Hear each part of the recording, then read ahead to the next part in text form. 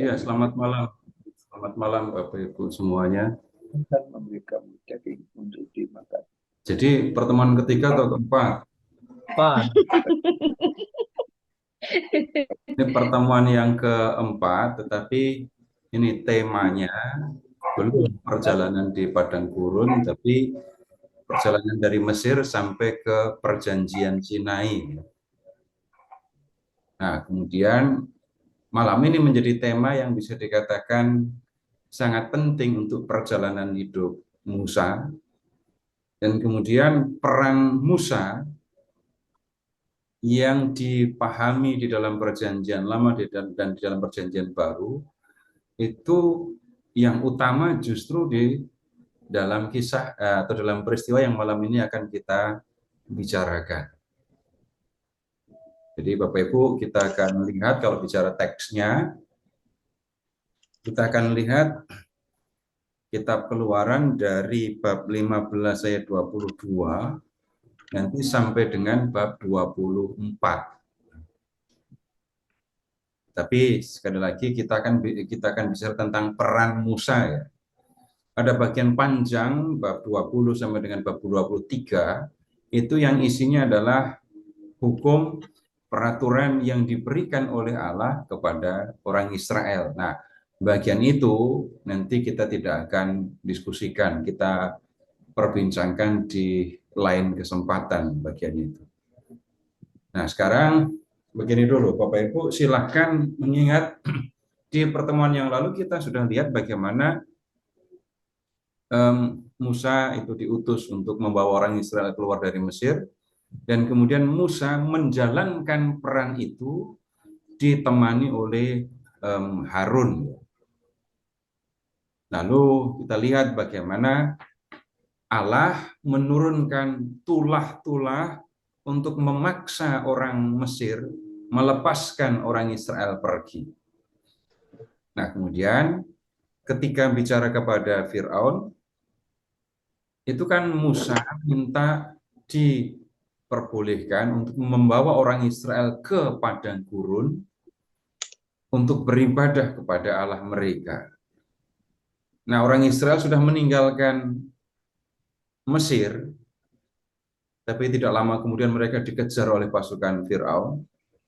Lalu Tuhan menolong mereka sehingga mereka bisa lolos gitu ya dari kejaran Firaun. Bahkan kita bisa melihat bagaimana Allah mengalahkan mereka di Laut Teberau. Nah, kemudian sekarang kita lihat Bapak Ibu ke bab 15 ayat 22. 15 22. Kes 15 ya. Keluaran. Kitab Keluaran bab 15 ayat 22. Musa memimpin orang Israel berangkat dari Laut Teberau. Lalu mereka pergi ke padang gurun Syur. 3 hari lamanya mereka berjalan di padang gurun dan tidak mendapat air. Mereka sampai ke Mara, tetapi mereka tidak dapat meminum air yang di Mara karena pahit rasanya. Itulah sebabnya tempat itu dinamai Mara. Nah, Bapak Ibu lihat ayat 24. Lalu bangsa itu bersungut-sungut kepada Musa. Katanya, apa yang akan kami minum? Ingat, orang Israel berseru-seru ketika mengalami perbudakan.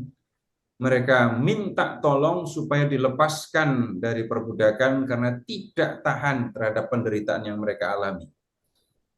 Nah, orang Israel itu sudah menyaksikan tulah-tulah yang dibuat oleh Allah.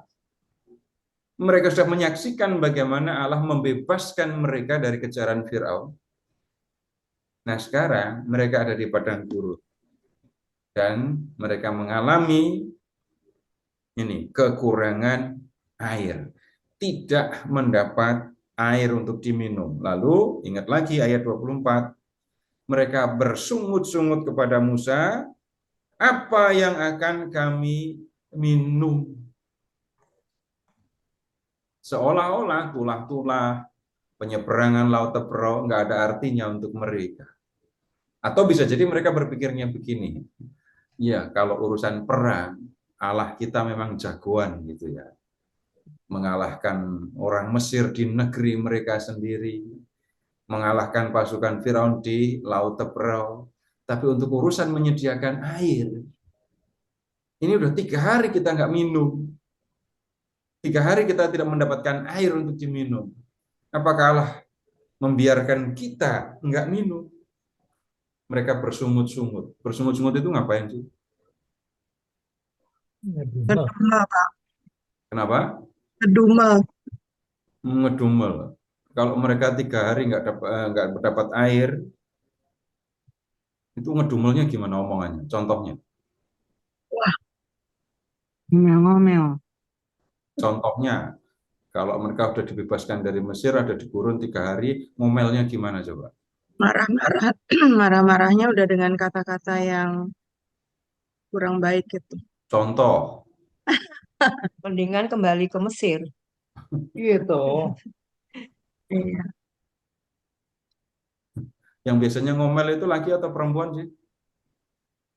Perempuan, Pak. Tapi kan malu, Pak, di sini, Pak, ngomelnya, Iya, Pak. yang ini nggak ada perempuan yang Laki ngomel juga laki-laki. ada. Jadi kalau yang bersungut-sungut laki-laki gimana lagi contohnya? Lebih kasar. Kasar. Nanti kita akan lihat makin lama makin kasar orang Israel ini ya.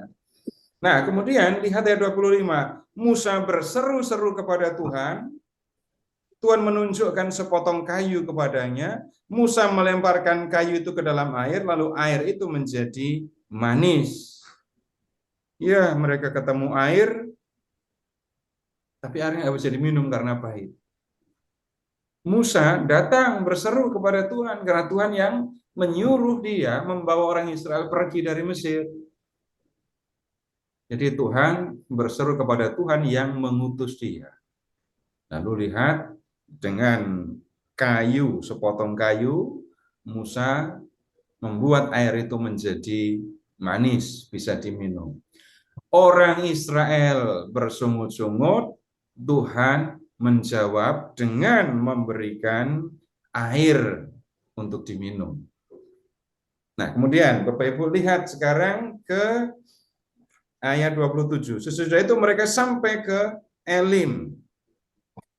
Bab 16 ayat 1.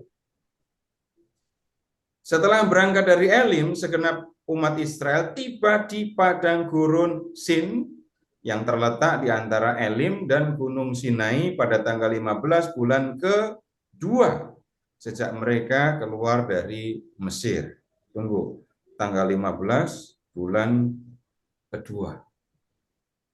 Paskah itu tanggal 14 bulan 1 ya. Ini baru sebulan di gurun. Nah, sekarang ayat 2, 16 ayat 2. Di padang gurun itu segenap umat Israel bersungut-sungut kepada Musa dan Harun dan berkata kepada mereka. Nah, ini ketemu contoh sungutnya.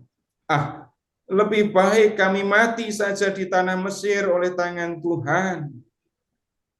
Waktu itu kami duduk di depan kuali berisi daging dan makan roti sekenyang-kenyangnya. Sebab kamu, Musa ini ya, dan Harun, membawa kami keluar ke padang gurun ini supaya seluruh jemaah ini mati kelaparan. Ya mendingan Tuhan bunuh kami waktu kami masih di Mesir. Kami kenyang, ada daging yang melimpah, tetapi mereka sekarang menuduh Musa membawa mereka keluar ke padang gurun hanya supaya mereka mati kelaparan. Ini Bapak Ibu, situasi yang dihadapi Musa nggak gampang ya. Orang Israel berseru minta tolong. Tuhan mendengarkan seruan mereka lalu mengutus Musa. Musa bertindak mengikuti apa yang dikatakan oleh Tuhan, membawa orang Israel keluar dari Mesir. Tapi baru sebulan keluar dari Mesir, Musa harus berhadapan dengan orang Israel yang menyesal sudah keluar dari Mesir. Nah, kemudian lihat ini, perhatikan kalau di bab 15 tadi kan air kan ya masalahnya. Kalau di ayat di 16 akhir ayat 3, seluruh jemaah ini supaya seluruh jemaah ini mati kelaparan. Dalam situasi lapar, mereka ingat di Mesir mereka bisa makan daging banyak. Nah, kemudian sekarang lihat ke 16 ayat 11. Lalu Tuhan berfirman kepada Musa, "Aku telah mendengar sungut-sungut orang Israel. Katakan kepada mereka, pada waktu senja kamu akan makan daging, dan pada waktu pagi kamu akan kenyang makan roti, sehingga kamu akan mengetahui bahwa akulah Tuhan, akulah Yahweh Allahmu." Jadi Tuhan memperhatikan sungut-sungut mereka, Tuhan memperhatikan mereka komplain tentang makanan, dan Tuhan berjanji untuk memberikan makanan. Makanannya apa? Daging dan roti. Nah, kemudian lihat ke ayat 13. Pada waktu petang, burung puyuh beterbangan menutupi perkemahan itu. Dan pada waktu pagi terdapat lapisan embun sekeliling perkemahan itu. Ketika lapisan embun itu menguap, tampaklah pada permukaan padang gurun sesuatu yang halus, tipis seperti sisik, halus seperti embun beku di bumi. Ketika orang Israel melihatnya, mereka bertanya kepada seorang kepada yang lain, "Apa itu?" Sebab mereka tidak tahu apa itu. Tetapi Musa berkata kepada mereka, "Itu roti yang diberikan Tuhan kepadamu menjadi makananmu." Tuhan memberikan kepada mereka daging, dan dagingnya adalah daging burung puyuh. Kemudian Tuhan juga memberikan kepada mereka roti, tapi rotinya ini istimewa karena nggak ada bakery-nya ya. Lihat prosesnya, ini kita sulit untuk mengerti, tetapi hanya bisa menerima apa yang dikatakan di sini ya. Jadi Tuhan menyediakan untuk mereka roti untuk ya mereka makan. Nah, kemudian sekarang lihat perintah Tuhan di ayat 16. Beginilah perintah Tuhan, pungutlah itu tiap orang menurut keperluannya masing-masing. Kamu boleh mengambil untuk seisi rumahmu segomer seorang menurut jumlah jiwa. Terus ayat 19. Musa berkata kepada mereka, seorang pun tidak boleh menyisakannya sampai pagi. Jadi kumpulkan makanan mana itu tadi hanya untuk hari ini saja, nggak usah nyetok. Nah, kemudian Bapak Ibu lihat sekarang ke ayat 30. Ayat 31. Umat Israel menamainya manna, warnanya putih seperti biji ketumbar, dan rasanya seperti kue madu.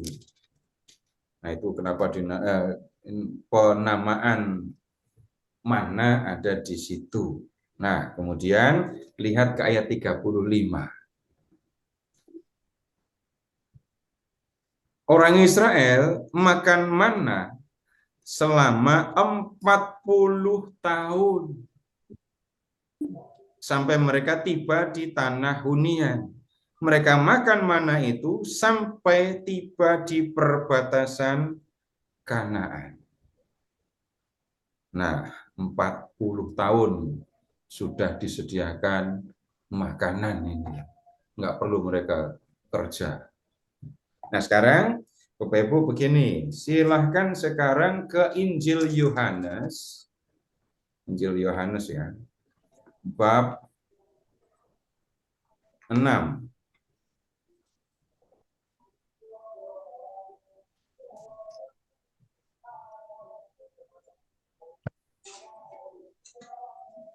Injil Yohanes bab 6.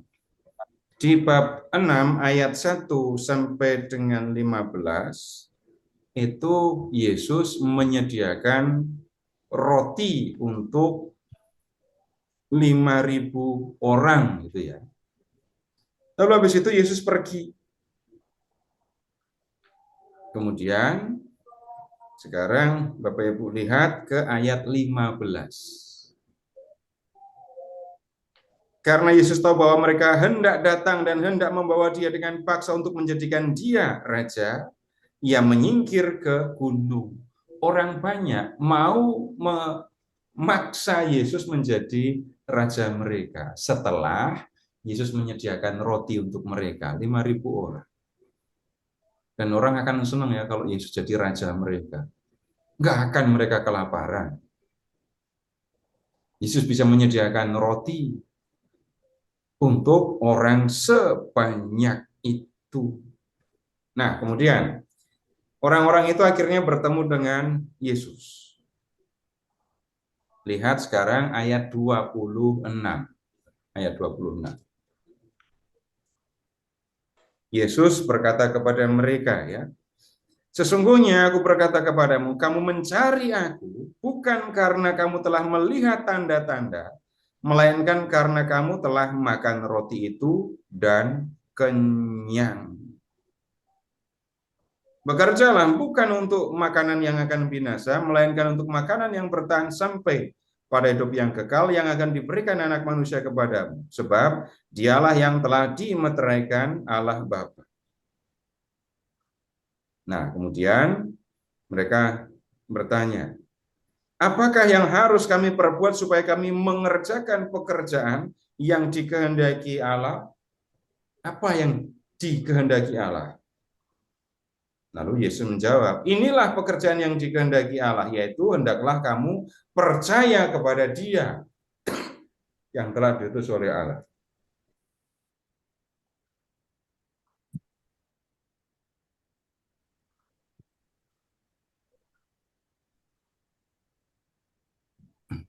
Nah, kemudian kan Tuhan Yesus minta atau menyatakan supaya orang-orang Yahudi percaya kepada Dia yang telah diutus oleh Allah, yaitu Yesus sendiri gitu kan ya. Nah, ayat 30, orang Yahudi minta tanda supaya mereka bisa percaya kepada Yesus. Tanda apakah, ayat 30, yang engkau perbuat supaya kami dapat melihatnya dan percaya kepadamu. Bapak Ibu lihat, Yesus habis menggandakan roti, menyediakan roti untuk 5.000 orang ya. Tapi itu belum cukup. Kenapa? Ayat 31. Nenek moyang kami telah makan manna di padang gurun seperti ada tertulis, mereka diberinya makan roti dari surga. Yesus menggandakan roti hanya satu kali. Allah menyediakan roti untuk orang Israel bukan satu kali, 40 tahun. 40 tahun mereka, Allah menyediakan roti untuk mereka. Dibandingkan dengan itu, roti untuk 5.000 orang, menurut orang-orang Yahudi, enggak ada apa-apanya. Belum cukup untuk membuat mereka percaya kepada Yesus. Kemudian, sekarang ayat 32. Kata Yesus kepada mereka, sesungguhnya aku berkata kepadamu, bukan Musa yang memberikan kamu roti dari surga, melainkan Bapakku yang memberikan kamu roti yang benar dari surga. Yang memberi roti kepada nenek moyang mereka itu bukan Musa, melainkan ayahku yang di surga. Nah, kemudian sekarang Sebab roti yang dari Allah ialah yang turun dari surga dan yang memberi hidup kepada dunia. Kata mereka kepadanya, Tuhan berikanlah kami roti itu senantiasa. 35 Yesus menjawab, Akulah roti kehidupan. Siapa yang datang kepadaku tidak akan pernah lapar lagi, dan siapa saja yang percaya kepadaku tidak akan pernah haus lagi. Nah, kemudian sekarang ke ayat 48. Akulah roti kehidupan, nenek moyangmu makan mana di padang gurun dan mereka mati. Inilah roti yang turun dari surga. Siapa saja yang memakannya tidak akan mati. Akulah roti hidup yang telah turun dari surga. Jikalau seseorang makan roti ini, ia akan hidup selama-lamanya, dan roti yang akan kuberikan untuk hidup dunia ialah dagingku. Nah, Yesus berbicara tentang tentang hidup kekal jadinya ya. Baik, kamu mengatakan nenek moyang kami di padang gurun itu 40 tahun terima roti dari surga. Lah, kamu hanya memberi kami roti 1 kali. Yesus kemudian mengatakan, Bapakku yang memberi nenek moyangmu maka roti dari surga, itu memberikan roti yang benar. Dan roti yang diberikan Bapakku sekarang ini bukan hanya berlaku untuk 40 tahun, tetapi untuk selamanya. Roti yang pernah diberikan Bapakku dulu dimakan oleh orang Israel dan orang Israel mati. Roti yang diberikan Bapa kepada kamu sekarang, roti yang benar, itu akan memberikan hidup kekal. Nah, roti itu adalah dagingku, roti itu adalah tubuhku sendiri. Nah, kemudian diskusi berlanjut tentang makan roti kehidupan itu apakah sama dengan makan daging Tuhan Yesus dan seterusnya itu. Tapi saya mengajak Bapak Ibu untuk melihat apa yang dialami oleh orang Israel di padang gurun, roti dari surga ini menjadi materi pembicaraan, bahkan ya debat antara Yesus dengan orang Yahudi setelah Yesus menggandakan roti. Dan pada kesempatan itu, Yesus menyatakan diri sebagai roti kehidupan yang memberikan hidup kekal. Begitu.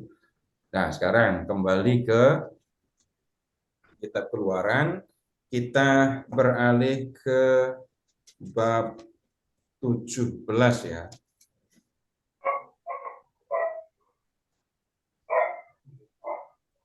Bab 17. Lihat ke ayat 1. Kemudian berangkatlah segenap umat Israel dari padang gurun Sin. Mereka berjalan dari persinggahan ke persinggahan sesuai dengan titah Tuhan. Lalu mereka berkemah di Rafidim, tetapi di sana tidak ada air tidak ada air minum untuk bangsa itu. Enggak ketemu air lagi. Mereka berbantah dengan Musa. Kata mereka, berikanlah air kepada kami supaya kami dapat minum. Tetapi Musa berkata kepada mereka, mengapa kamu berbantah dengan aku? Mengapa kamu mencobai Tuhan? Di sana bangsa itu haus akan air. Bangsa itu bersungut-sungut kepada Musa dan berkata, mengapa engkau memimpin kami keluar dari Mesir? Supaya kami, anak-anak kami dan ternak kami mati kehausan. Kemudian Bapak Ibu lihat ke ayat 4. Musa berseru-seru kepada Tuhan, katanya, apa yang akan kulakukan kepada bangsa ini? Sebentar lagi mereka akan melempari aku dengan batu. Nah, Bapak Ibu begini, nabi terbesar yang ada di Israel pernah ngalami kayak gini loh ya. Takut karena bisa jadi akan dilempari dengan batu. Baru saja mereka terima daging, roti. Kemudian sekarang mereka nggak menemukan air. Sebelumnya mereka menemukan air tapi pahit lalu diubah atau dibuat menjadi manis ya. Sekarang mereka nggak ketemu air. Mereka lebih keras sungut-sungutnya gitu ya. Dan kemudian mereka bukan bersungut-sungut sekarang ternyata. Lihat ke ayat 2. Mereka berbantah dengan Musa. Kalimatnya senada dengan yang sebelumnya. Lihat sekarang ke ayat 3. Mengapa engkau memimpin kami keluar dari Mesir? Supaya kami, anak-anak kami, ternak kami mati kehausan. Sebelumnya tadi, kamu membawa kami keluar ke padang gurun ini supaya seluruh jemaah ini mati kelaparan. Ini mengeluh lagi, marah lagi. Lalu mereka berkata kepada Musa, berikanlah air kepada kami. Nah, Musa harus berhadapan dengan situasi yang seperti ini. Orang-orang bangsa yang dia bantu itu sekarang mempersalahkan dia.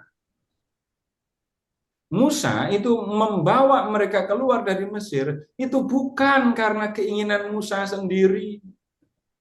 Musa sudah mengatakan di awal waktu dipanggil, dia nggak tertarik sama sekali untuk membawa orang Israel keluar dari Mesir. Sampai akhirnya dia minta supaya Tuhan mengutus orang lain saja, nggak usah utus dia. Tapi akhirnya Musa melakukannya kan. Nah, Musa bertindak itu kan hanya karena Tuhan yang memberikan perintah. Musa itu utusan Tuhan. Musa bertindak seperti itu karena Tuhan yang memerintahkan. Kalau orang Israel mempersalahkan Musa, kalau orang Israel itu menuduh Musa melakukan sesuatu yang jahat kepada mereka, itu artinya tuduhan itu tidak ditujukan hanya kepada Musa, tetapi kepada Tuhan yang mengutusnya. Mengapa kamu berbantah dengan aku? Mengapa kamu mencobai Tuhan? Jadi mencobai Tuhan itu yang dikatakan Musa kepada orang-orang Israel. Nah, kemudian apa artinya mencobai? Nanti tunggu dulu. Sekarang lihat ke ayat 5. Berfirmanlah Tuhan kepada Musa, berjalanlah di depan bangsa itu, dan bawalah bersamamu beberapa orang dari antara tua-tua Israel. Bawalah juga di tanganmu tongkat yang kau pakai memukul sungai Nil, dan pergilah. Di sana aku akan berdiri di depanmu di atas gunung batu di Horeb. Gunung batu itu harus kamu pukul, dan dari dalamnya akan keluar air sehingga bangsa itu dapat minum. Dengan demikianlah diperbuat Musa di depan mata tua-tua Israel. Nah, gampang sekali ini ya. Orang Israel bersungut-sungut, bahkan marah, berbantah kepada Musa. Musa sampai ketakutan. Kemudian ketika Musa berseru kepada Tuhan, Tuhan langsung memenuhi permintaan mereka. Nah, caranya Musa pukul gunung batu, dan kemudian gunung batu itu akan mengeluarkan air. Tuhan menyediakan air untuk orang Israel, sehingga mereka bisa minum, mereka tidak kehausan. Nah, kemudian ayat 7, tempat itu dinamai Masa dan Meriba, karena orang Israel telah berbantah dan mencobai Tuhan dengan mengatakan, apakah Tuhan ada di tengah-tengah kita atau tidak? Jadi kalau dikatakan di Bapak Ibu kembali ke ayat 2 ya. Mengapa kamu mencobai Tuhan? Lalu lihat ke ayat 7. Mereka itu rupanya mencobai Tuhan dengan mengatakan, apakah Tuhan, apakah Yahweh ada di tengah-tengah kita atau tidak? Nah, sekarang Bapak Ibu silahkan mengingat begini. Orang Israel itu budak di Mesir. Kalau memakai hitungan yang wajar, mustahil orang Israel bisa meninggalkan Mesir. Allah, Yahweh, Allah Israel, Yahweh ya, membebaskan mereka dari perbudakan di Mesir. Yahweh mengirim tulah-tulah sehingga Fir'aun melepaskan orang Israel pergi. Dan tulah-tulah itu, Bapak Ibu ingat kembali, menunjukkan bagaimana Yahweh berkuasa bahkan di tanah Mesir. Nah, di tanah itu, di negeri itu, ilah-ilah Mesir tidak berdaya menghadapi Yahweh. Kemudian ingat, ketika perjalanan di padang gurun, mereka menemukan air, tapi airnya pahit, nggak bisa diminum. Yahweh membuat airnya menjadi manis dan bisa diminum.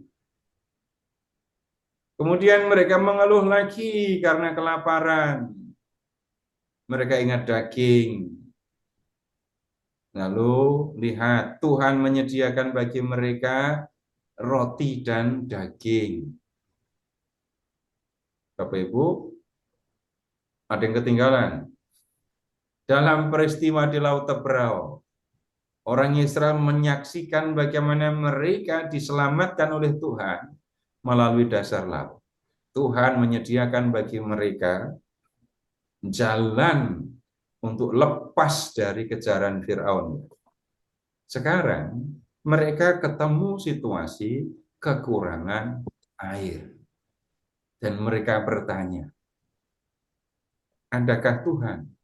Apakah Yahweh ada di tengah kita atau tidak? Setelah sekian banyak mengalami mukjizat kekuasaan Tuhan, mereka bertanya, Yahweh ada di tengah kita atau tidak? Ini sikap orang Israel ketika mengalami kesulitan di padang gurun. Dan Bapak Ibu, Musa yang diutus oleh Tuhan harus menghadapi mereka. Nah, kemudian yang lain lagi, begini dulu Bapak Ibu. Ini sebelum perjanjian Sinai ya, sebelum perjanjian Sinai. Ini orang Israel enak sekali hidupnya. Marah kepada Tuhan, bersungut-sungut kepada Tuhan, lalu Tuhan memenuhi apa yang mereka minta. Bersungut-sungut lagi, Tuhan memberikan apa yang mereka minta. Dan tidak ada Tuhan memberikan hukuman di sini kepada orang Israel ya. Jadi Tuhan tidak menjatuhkan hukuman kepada orang Israel. Jadi kalau berbicara tentang ini perjalanan dari Mesir sampai ke Gunung Sinai ya, orang Israel bersungut-sungut, orang Israel marah, orang Israel mencobai Tuhan. Tetapi Tuhan tidak menjatuhkan hukuman kepada mereka. Kenapa? Jawabannya sederhana saja. Bapak Ibu, begini, Bapak Ibu yang bukan dalam tugas, ini kalau ada guru ya, kalau di antara Bapak Ibu ada yang guru, bukan dalam rangka tugas sebagai guru. Bapak Ibu, kalau melihat anak tetangga bersalah, Bapak Ibu pernah nggak jewer mereka? Ya nggak usah jewer dah, bentak dah. Ada. Nggak pernah kan? Kecuali Bapak Ibu mau nantang bapaknya, boleh lah. Kenapa Bapak Ibu melihat anak yang bersalah, mau nakal, mau apa, Bapak Ibu tidak menghukum anak itu? Jawabannya apa? Anak orang lain, bukan anak Jawabannya kan sendiri. sederhana, itu bukan Karena bukan anakku, anak. itu anak orang lain. Loh, emangnya kenapa kalau anakku? Kenapa justru anakku bersalah malah dihukum? Ya, karena harus diperbaiki anaknya. Berarti Bapak Ibu sudah waktunya berhenti atau berhenti komplain mengapa Allah di perjanjian lama menghukum kan ya?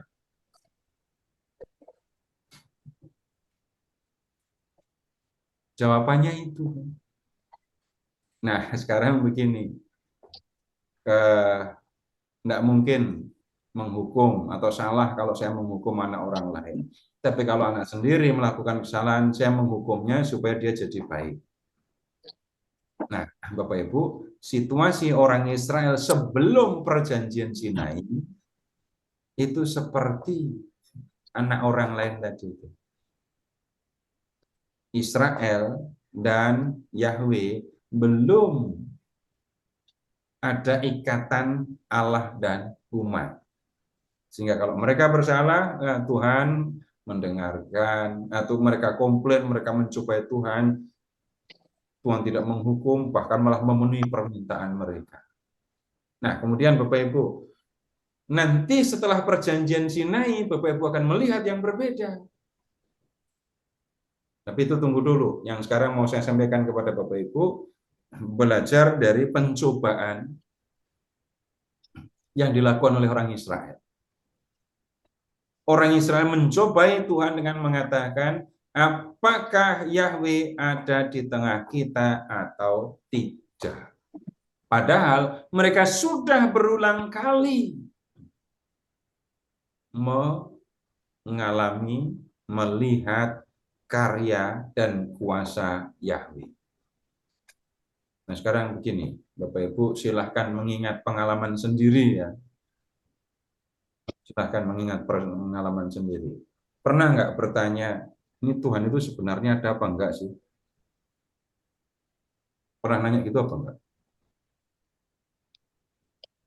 Enggak. Ada yang pernah? Kenapa sampai muncul pertanyaan ini Tuhan itu sebenarnya ada apa enggak sih? Itu waktu itu sedang pesta atau sedang sedih? Sedih, Pak. Sedih Sulit, biasanya. Sudah sulit, Kadang-kadang melihat sedih, frustasi. sakit. Frustasi, Pak. Nah itu kombinasi ini Bu. Sulit, sedih, sakit. Diomeli istri lagi, Pak. Tuh. Banyak Itu utang. sedih, sulit, sakit jadi satu kan ya. Sakitnya Ya. sakit hati tapi ya. Tapi bisa jadi juga sakit sungguhan. Sakit itu membuat orang menderita, membuat sedih, dan kemudian situasi sulit. Kenapa? Gimana caranya mengatasi atau menghilangkan rasa sakit? Kemudian balik lagi ke pertanyaan. Bisa jadi bukan bertanya, Tuhan itu ada apa enggak? Tapi pertanyaannya bisa jadi berubah. Ini Tuhan itu kok diem aja tuh ya? Memang nggak peduli sama saya, Pak ya? Kalau yang ini pernah atau belum? Mengatakan nanya, Bibi pelapatan, Bi. kenapa?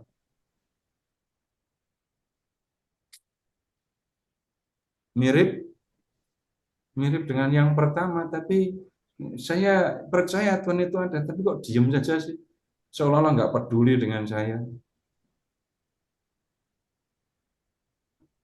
Seringkali ngomongnya apa? Tuhan tidak tidur. Itu kalau sedang nunggu balas dendam kayak gitu, nggak tidur gitu ya.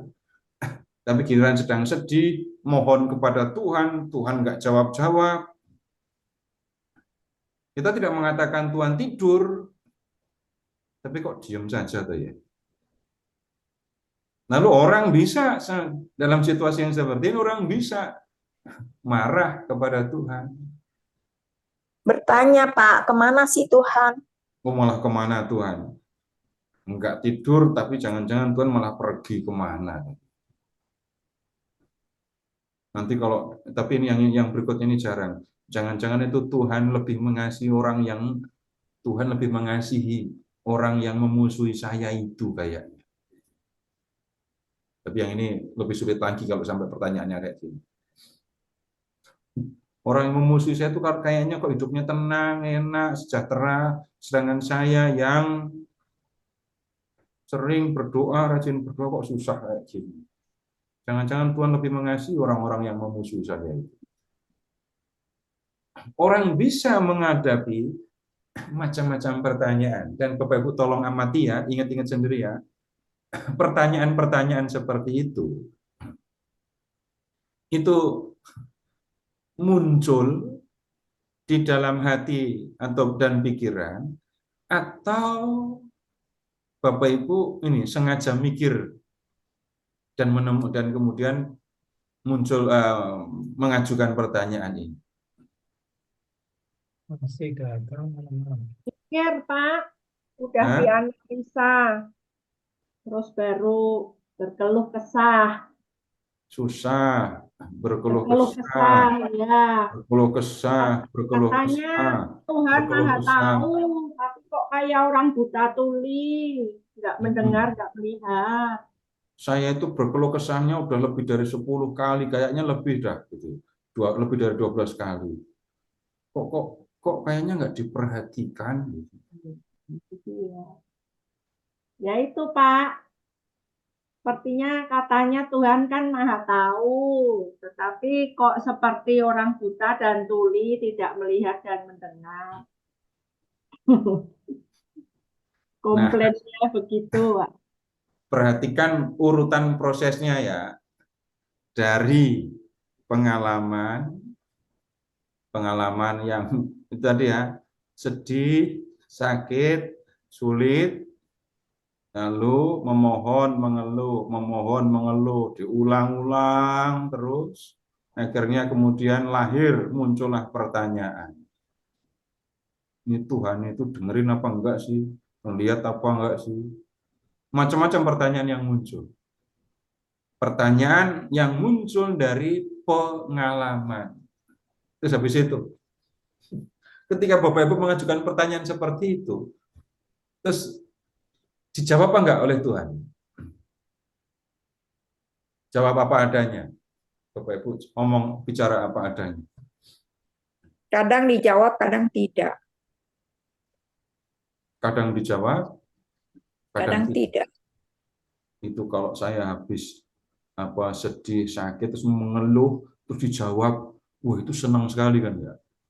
Betul, Pak. Wah itu senang kalau begitu. Tapi kemudian Bapak Ibu amati juga. Pernah nggak bosan mengeluh malah? Pernah, Pak. Mengeluh sampai bosan. Pernah. Sampai lupa nggak doa lagi. Sampai capek, akhirnya menyerah. Terus habis itu, ya udah nyerah. Berhenti Dalam penyerahan itu memohon. apa yang terjadi? Nanti akan ketemu kalau di level tertentu ya. Terserah Tuhan mau apain saya terima aja. Tapi Pak, anehnya ya, kalau kita sudah ngomong, terserahlah karepmu lah Tuhan, kok malah ada solusi. Itu yang saya rasakan. Ada apa? Kalau kita udah menyerah, malah ada solusi dari permasalahan kita. Itu sesudah menyerah malah ketemu solusi. Iya. Sekarang amati lagi. Ngeluh terus, komplain terus, tuh malah nggak ada jawaban apapun. Iya Pak, kadang-kadang gitu. Seperti anjing dililit anjing berontak karena diikat. Jadi makin dia berontak makin kelilit. Sekarang lihat pengalaman yang lain lagi ya. Kalau menemukan pengalaman, saya nggak ngerti harus senang apa sedih soalnya. Saya mengalami kesedihan yang ini, tahun ini sekian, bulan sekian. Ini saya kira ini persoalan, ini kesedihan saya yang sudah paling berat. Saya udah berdoa minta tolong kepada Tuhan supaya ya masalah ini diselesaikan, atau saya sanggup menghadapinya. Udahlah, terserah Tuhan juga. Tapi kemudian sesudah itu saya justru menghadapi soal yang lebih berat lagi. Saya kira yang pertama itu udah yang paling berat. Ternyata yang saya alami berikutnya lebih berat dari yang pertama. Ini nggak semua mengalami, tapi kalau Bapak Ibu mengalami, itu tadi yang saya bertanya, harus senang apa susah, saya nggak ngerti. Jadi pengalaman yang seperti ini nanti kan bisa juga membuat orang sampai kepada situasi orang bertanya tentang Tuhan, tentang keputusan Tuhan, tentang keberadaan Tuhan. Nah, kemudian begini, kalau orang berbicara tentang ini ya, pasrah gitu ya. Jawab apa adanya juga tadi. Bapak Ibu belajar pasrah itu perlu berapa hari? Bertahun-tahun, Pak. Kan kadang ngalami masalah juga bertahun-tahun, Pak. Nggak cuma 1 tahun, 5-6 tahun. Bisa bertahun-tahun dan baru ngerti pasrah itu kayak apa gitu ya. Tapi tunggu dulu. Ketika orang sampai kepada tahap kepasrahan, sampai ke tahap pasrah ini tadi ya, itu sebenarnya dia nyari solusi apa bukan? Mengharapkan solusi atau tidak? Masih lah. Ketika saya memasrahkan semua kepada Tuhan, itu apakah saya berniat nyari solusi? Atau saya membiarkan saja Tuhan melakukan apa yang dikehendaki? Udah nggak Membiarkan berdaya, Pak. Tuhan. Kalau yang saya alami, udah nggak berdaya. Wes terserah Tuhan lah, mau mati, mau hidup. Nah, itu kan sudah nggak nyari solusi lagi kan ya? Tapi Tetap mengharapkan membiarkan solusi. Tuhan melakukan apa yang dikehendaki. Ketika saya sudah sampai kepada sikap pasrah, biarkan Tuhan melakukan apa yang dikehendaki, amati lagi. Saya masih mikir nyari solusi apa enggak? Enggak. Udah nggak kepikir. Udah nggak mikir lagi. No way out. Ya, terserah Tuhan mau apa, saya terima, saya ikuti. Dari awalnya bisa jadi negatif ya, tapi di bagian akhir bisa terjadi, udah saya menyerahkan semua kepada Tuhan, biar Tuhan yang bisa dikatakan mengurus ini semua, karena saya memang udah nggak sanggup dan saya nggak ngerti mau ngapain lagi. Nah, kemudian Bapak Ibu, begini, kalau kita melihat proses kehidupan orang beriman bersama dengan Tuhan ini tadi ya, dari mengeluh sampai pasrah, berarti keluhan itu baru di tahap awal kan ya. Bisa nggak Bapak Ibu, orang tanpa mengalami hal yang sulit, sampai kepada kepasrahan kepada Tuhan? Bisa nggak orang mengalami hal yang sulit, tahu-tahu tiba-tiba langsung sampai kepada sikap pasrah? Pasti orang istimewa kalau begini. Seumur hidup nggak pernah mengeluh kepada Tuhan, ngertinya pasrah terus dari dulu. Ini pasti orang istimewa kalau seperti itu. Nah, saya ajak Bapak Ibu untuk melihat ini semua bukan dalam rangka, oh kalau begitu silahkan mengeluh. Tetapi saya mengajak Bapak Ibu untuk melihat, mengeluh itu bagian dari proses untuk sampai kepada sikap pasrah kepada Tuhan, sikap menempatkan Tuhan sebagai benar-benar Tuhan kita. Tapi kemudian juga begini, saya tidak bicara tentang benar atau salah mengeluh ya. Bapak Ibu pernah nggak mengeluh kepada orang yang Bapak Ibu tahu akan mencelakai Bapak Ibu? Biasanya saya itu akan mengeluh, curhat, mengeluh ya, itu kepada siapa? Teman. Sahabat, Pak. Kalau dirumuskan lebih Orang tinggi yang saya bahasa, percaya. orang yang saya percaya. Itu bisa siapa saja. Jadi kalau Bapak Ibu ketemu orang di kereta, di pesawat, tahu-tahu sudah mengeluh macam-macam, itu perlu ditanda tanya itu. Orang itu sedang apa sebenarnya. Atau orang ini malah mengeluh kepada orang yang suka bikin gosip tentang dia. Nah, itu sama dengan memberi materi gosip kan?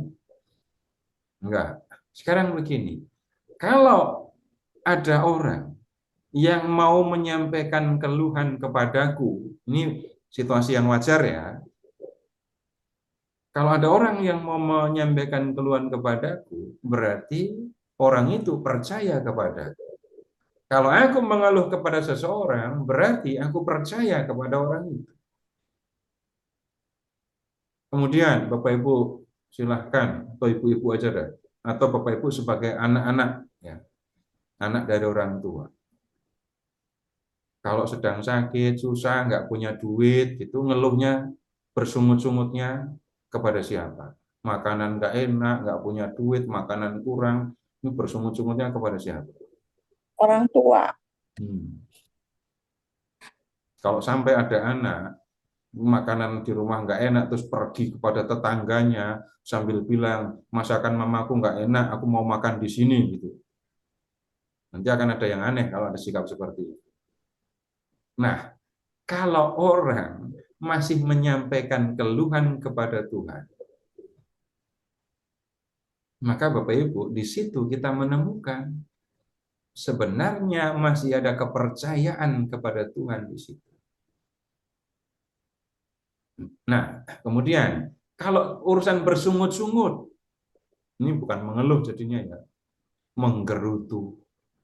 Nah, sekarang begini, Bapak Ibu, kalau dicarikan lawan kata gitu ya, menggerutu, bersungut-sungut itu lawan katanya apa? Bersuka cita.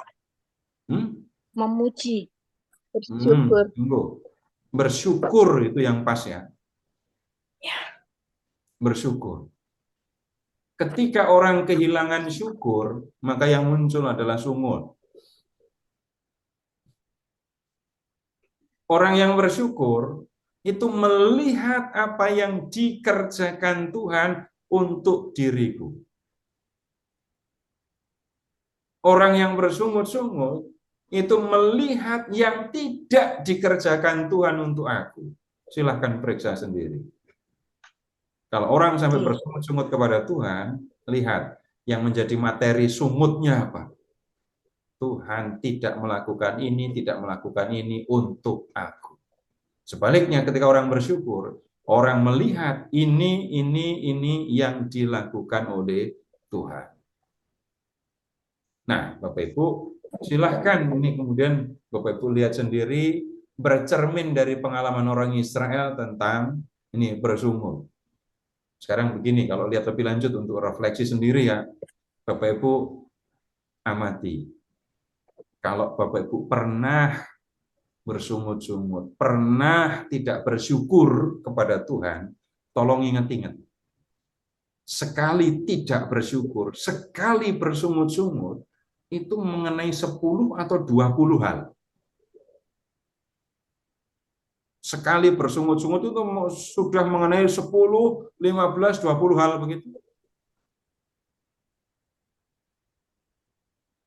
Yang membuat Bapak Ibu pernah marah, pernah komplain kepada Tuhan, itu apakah 10 hal sekaligus? Saya nggak yakin. Nggak mungkin. Nggak yakin saya. Bapak Ibu boleh periksa sendiri dah. Kapan Bapak Ibu pernah bersungut-sungut, tidak bersyukur kepada Tuhan gitu. Paling-paling cuma 1 atau 2 hal atau 3 hal gitu.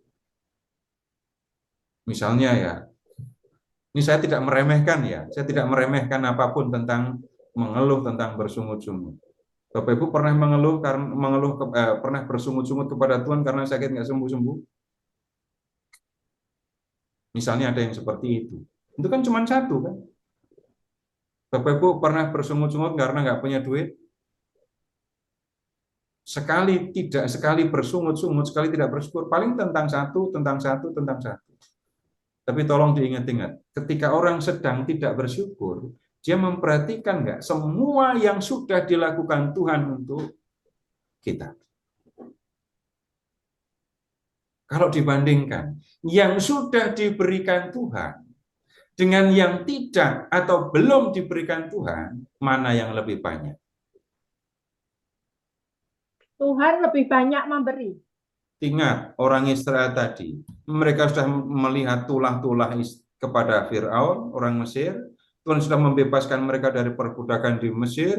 Tuhan sudah memberikan mana, memberikan ini, memberikan itu. Tapi karena satu hal nggak diberikan atau belum diberikan, mereka bersungut-sungut, mereka marah kepada Tuhan, seolah-olah yang sudah dilakukan Tuhan itu nggak pernah dilakukan, nggak pernah ada. Mendingan pulang ke Mesir. Nah, kalimatnya seperti itu. Baik, Bapak Ibu sampai di sini. Kalau ada yang mau disampaikan, ini silahkan. Habis ini kita akan melihat peran Musa dalam perjanjian Sinai. Dan kita perlu banyak, ya cukup banyak waktu lah. Karena harus pelan-pelan bacanya di bagian ini nanti. Tapi sekali lagi silahkan kalau ada yang mau disampaikan. Silakan Bapak Ibu.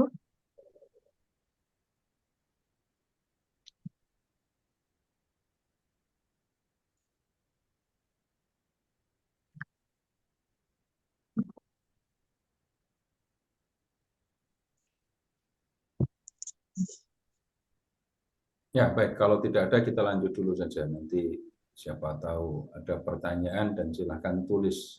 Sementara belajar, lalu ada pertanyaan, silahkan tulis di chat. Sekarang silahkan ke bab 19.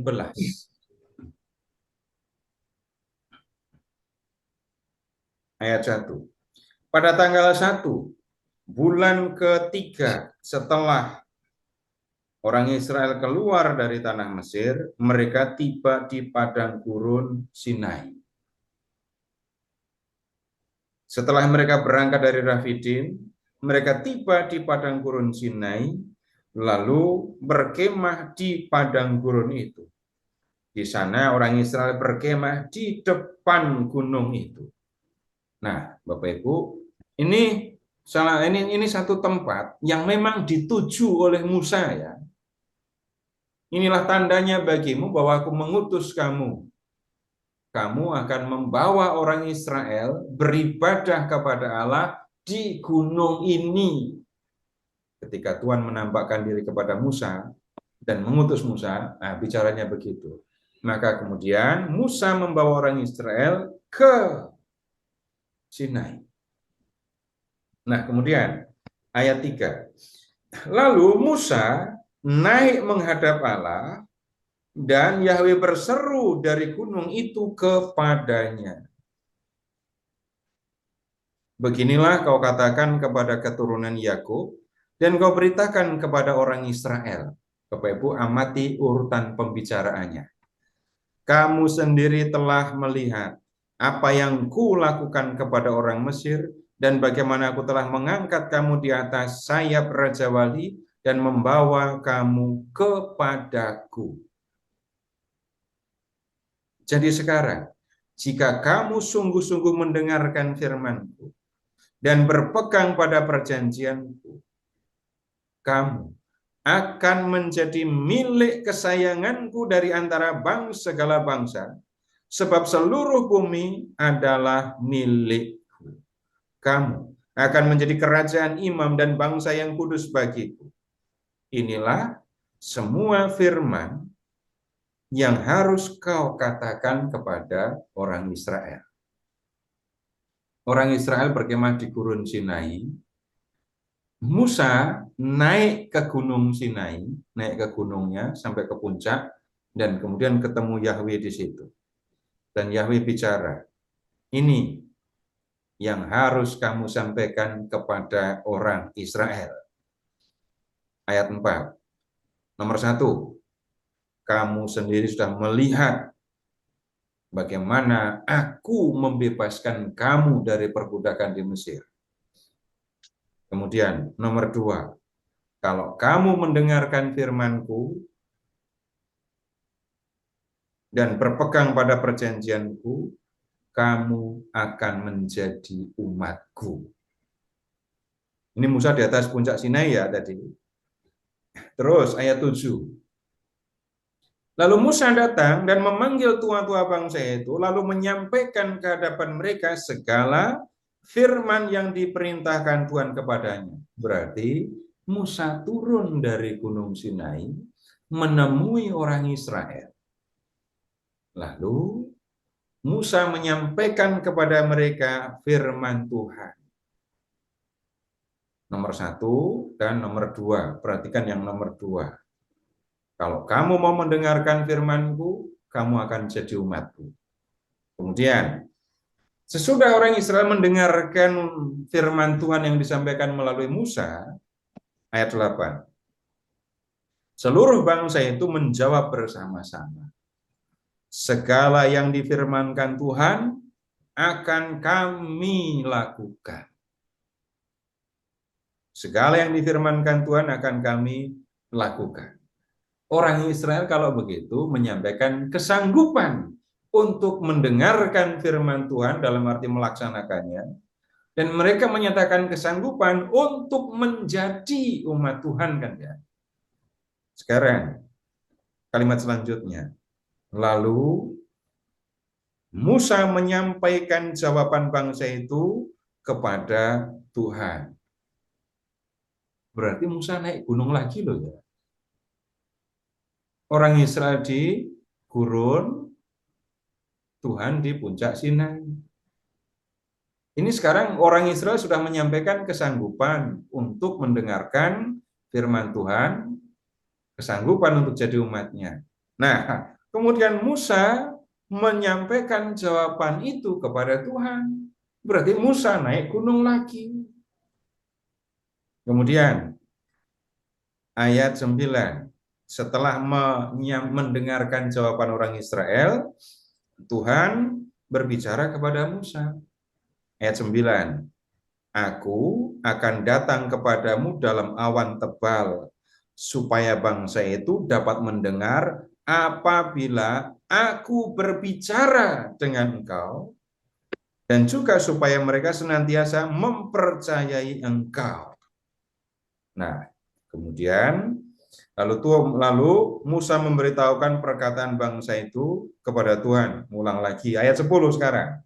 Tuhan berfirman kepada Musa, pergilah kepada bangsa itu, kuduskanlah mereka pada hari ini dan besok.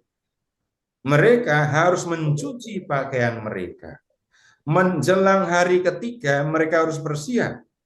Sebab pada hari ketiga Tuhan akan turun di depan mata seluruh bangsa itu di Gunung Sinai. Sebab itu engkau harus memasang batas keliling bangsa itu dan berkata, jagalah dirimu, jangan mendaki gunung itu atau menyentuh batasnya. Siapapun yang menyentuh gunung itu, ia pasti dihukum mati. Nah, sekarang memahaminya begini.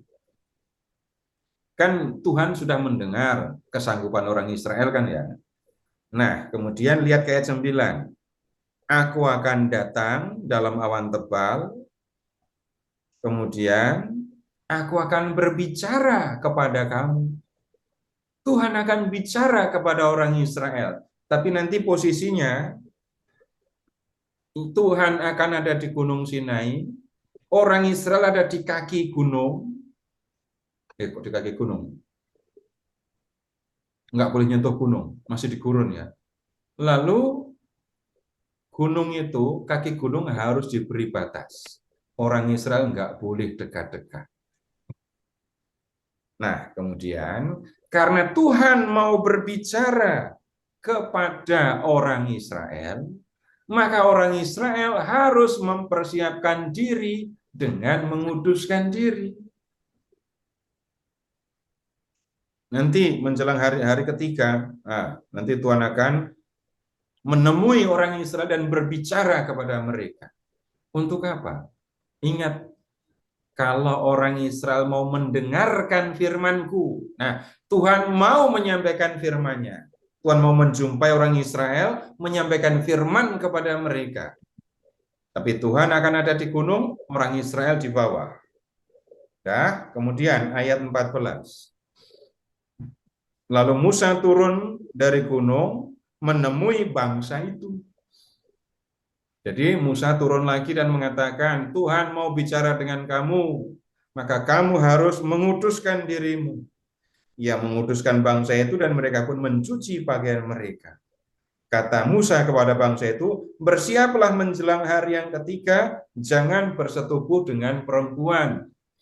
Cuci baju, pakai baju yang bersih, jangan bersetubuh dengan perempuan, itu membuat kamu tidak kudus.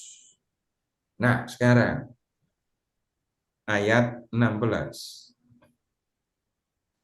Lalu terjadilah pada hari ketiga di pagi hari ada guruh, kilat, dan awan tebal di atas gunung serta bunyi sangkakala yang sangat keras sehingga semua orang yang ada di perkemahan gemetar. Ini Tuhan datang ini. Tuhan hadir di Gunung Sinai. Dan kehadirannya disertai dengan tanda-tanda yang dahsyat. Lihat, guruh, kilat, awan tebal, pagi hari. 17. Musa membawa bangsa itu keluar dari perkemahan untuk menjumpai Allah, dan mereka berdiri di kaki gunung. Orang Israel di kaki gunung, Yahweh ada di gunung. Lihat, seluruh gunung Sinai berasap karena Tuhan turun ke atasnya dalam api. Asapnya membubung seperti asap dari tempat peleburan, dan seluruh gunung itu gemetar dengan hebat. Bunyi sangkakala kian lama kian keras. Musa berbicara lalu Allah menjawabnya dari gunung itu. Lalu Tuhan turun ke atas gunung Sinai, ke puncak gunung itu. Lihat, kemuliaan Tuhan. Kemudian Tuhan memanggil Musa ke puncak gunung itu, dan Musa naik ke atas. Tuhan sudah datang, Musa dipanggil ke atas. 21. Kemudian Tuhan berfirman kepada Musa, turunlah. Baru saja naik, sudah disuruh turun. Peringatkanlah bangsa itu supaya mereka jangan menerobos untuk melihat Tuhan, dan banyak dari mereka akan tewas. Peringatkan, kamu turun. Kasih tahu orang Israel supaya jangan mendekat, jangan menerobos batas, supaya kamu nggak mati. Para imam juga, para imam yang datang mendekati Tuhan harus menguduskan diri. Imam dapat tempat khusus ya, supaya Tuhan tidak menumpas mereka. Lalu sekarang lihat ayat 24. Lalu Tuhan berfirman kepadanya, turunlah, kemudian naiklah engkau beserta Harun, tetapi para imam dan rakyat tidak boleh menerobos untuk mendekati Tuhan.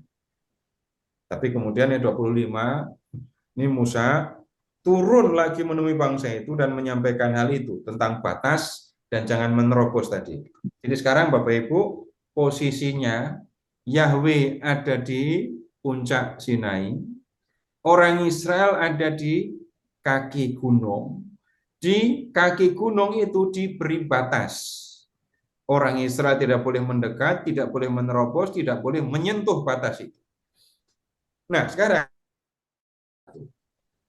lalu Allah mengucapkan segala firman ini. Akulah Yahweh Allahmu yang membawa engkau keluar dari tanah Mesir, dari tempat perbudakan, dan seterusnya. Ini adalah 10 firman ya. Kemudian, Bapak Ibu ingat tadi suasana di Gunung Sinai mencekam sekali kan ya.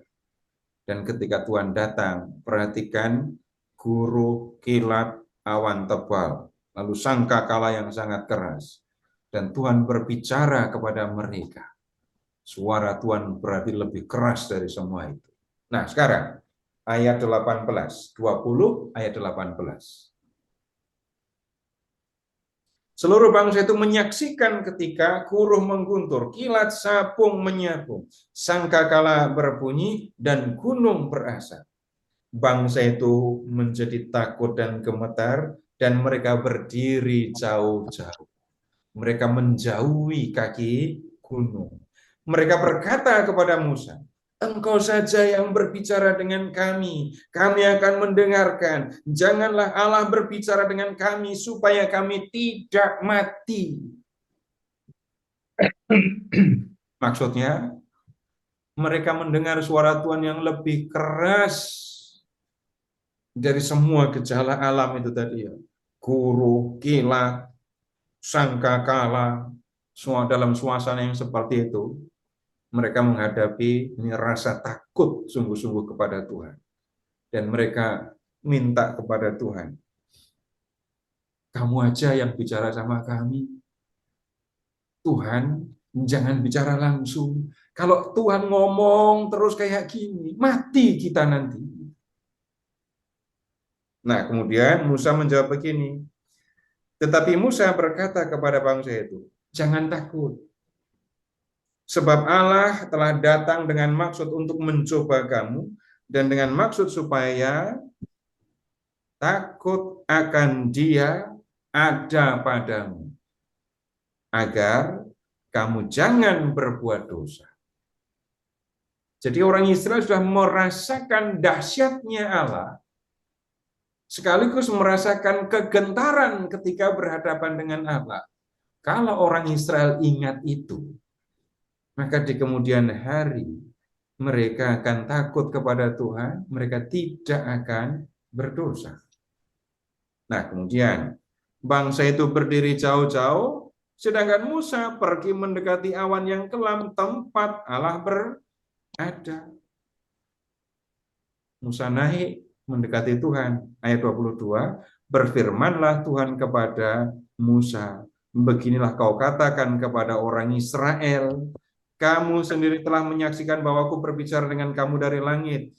Jangan kamu membuat di sampingku ilah dari perak, juga ilah dari emas, jangan kamu buat." Jadi Tuhan menyampaikan firman kepada Musa. Jadi karena orang Israel tidak tahan menghadapi kehadiran Tuhan, mereka minta supaya Musa yang bicara kepada mereka. Enggak perlu Tuhan langsung bicara kepada mereka. Tapi yang sudah difirmankan oleh Tuhan, dan mereka dengar langsung, itu yang 10 firman tadi ya.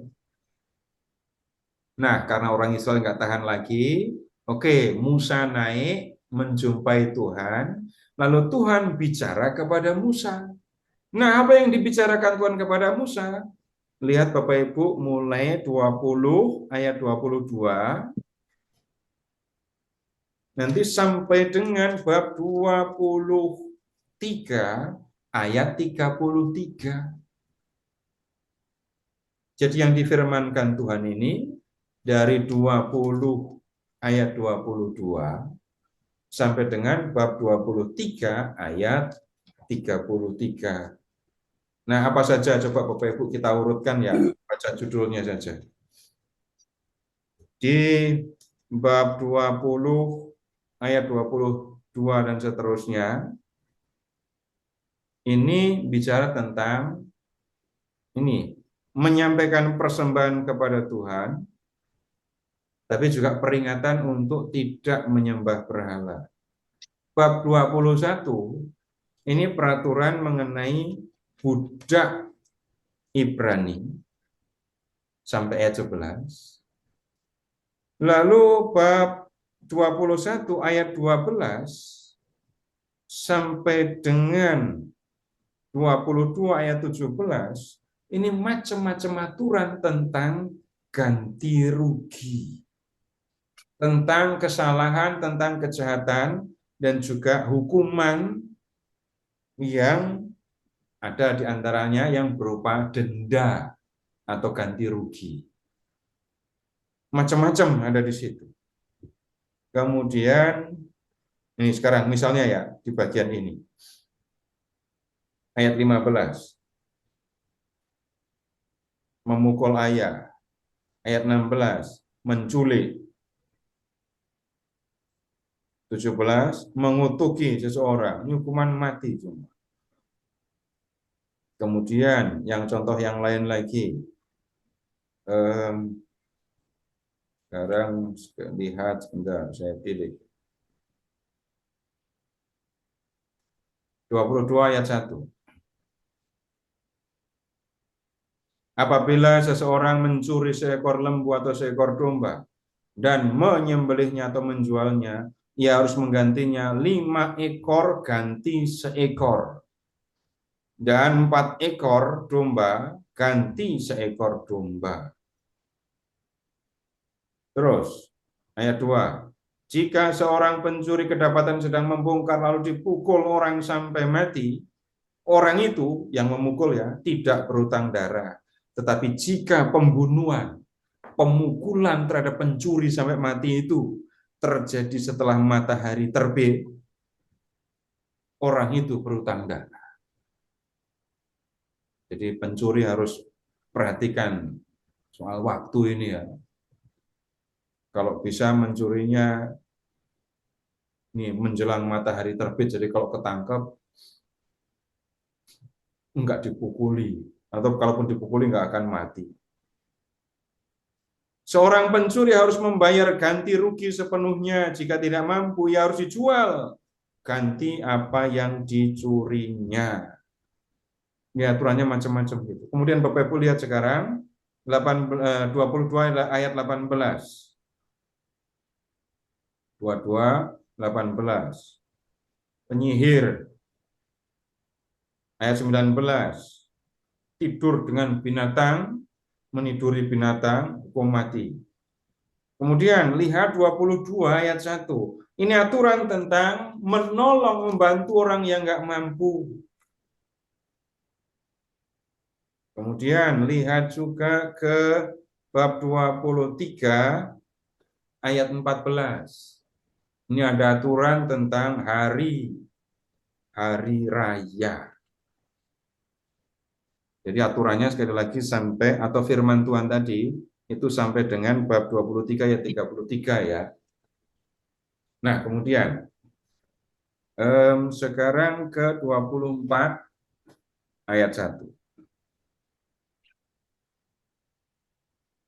Oh, tunggu. Itu nanti agak supaya lebih sederhana saja. Bapak Ibu lihat 24 ayat 3. 24 ayat 3. Lalu Musa datang dan memberitahukan kepada bangsa itu segala firman Tuhan dan segala peraturan. Seluruh bangsa itu menjawab dengan suara bulat. Segala firman yang telah diucapkan Tuhan akan kami lakukan. Jadi Musa turun menjumpai orang Israel dan menyampaikan firman Tuhan. Sekali lagi dari 20 ayat 22 sampai bab 23 ayat 33. Itu semua diomongkan kepada orang Israel. Nah, kemudian seluruh bangsa itu menjawab, segala firman yang telah diucapkan Tuhan akan kami lakukan. Permintaan mereka dipenuhi loh ya. Tuhan jangan bicara terus langsung kepada kami. Musa saja, kamu yang bicara dengan kami. Musa naik, mendengarkan firman Tuhan. Setelah selesai, Musa turun dan bicara kepada orang Israel. Nih firman Tuhan.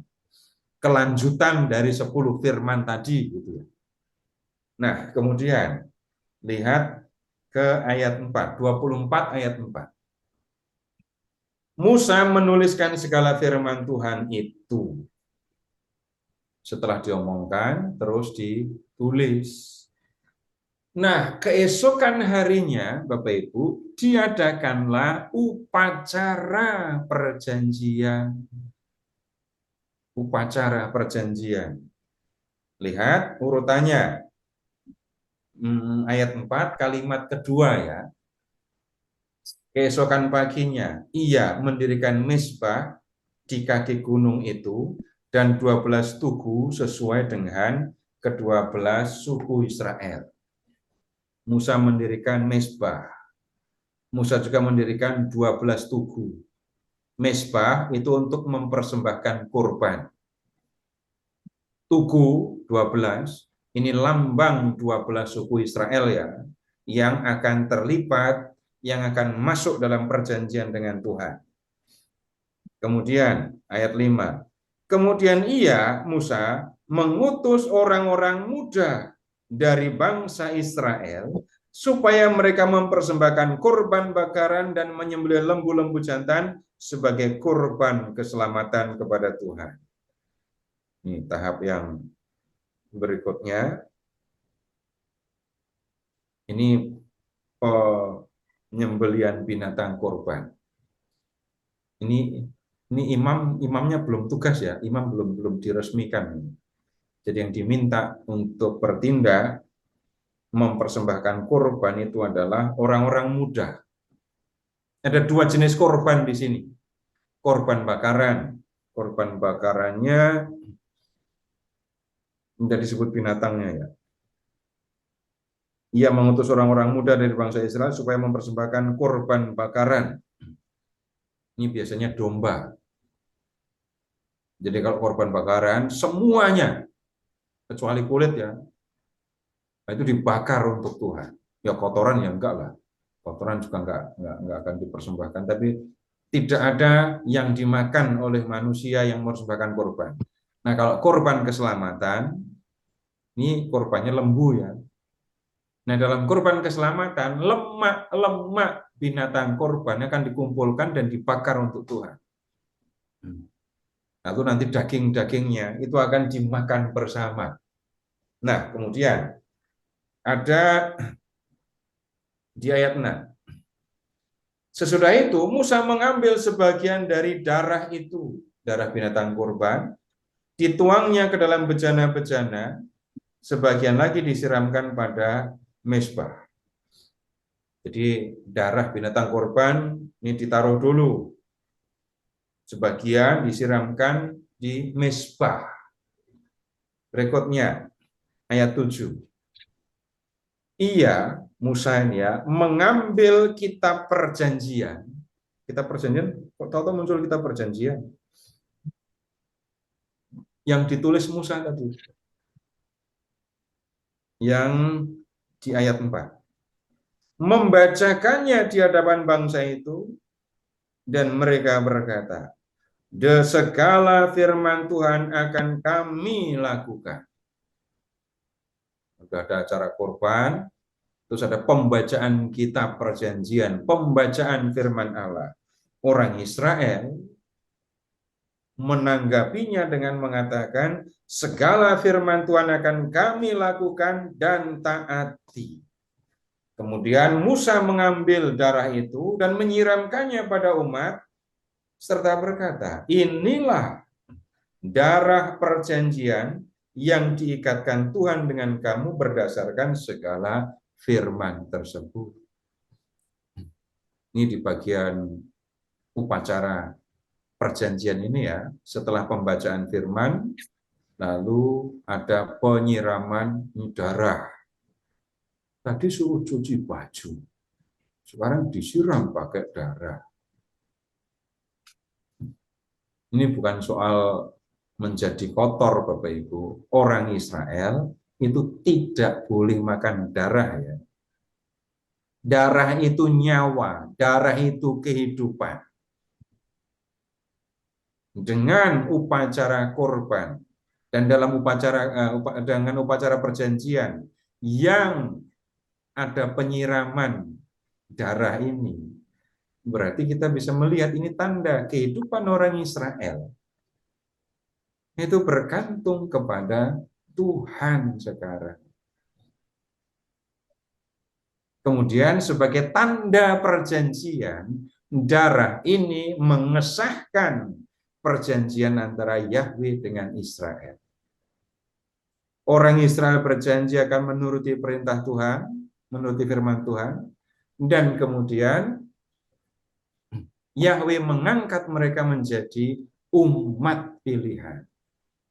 Nah, sekarang Bapak Ibu begini, Kalau kita memperhatikan perjanjian ini tadi ya, Bapak Ibu sempat hitung nggak berapa kali Musa naik turun?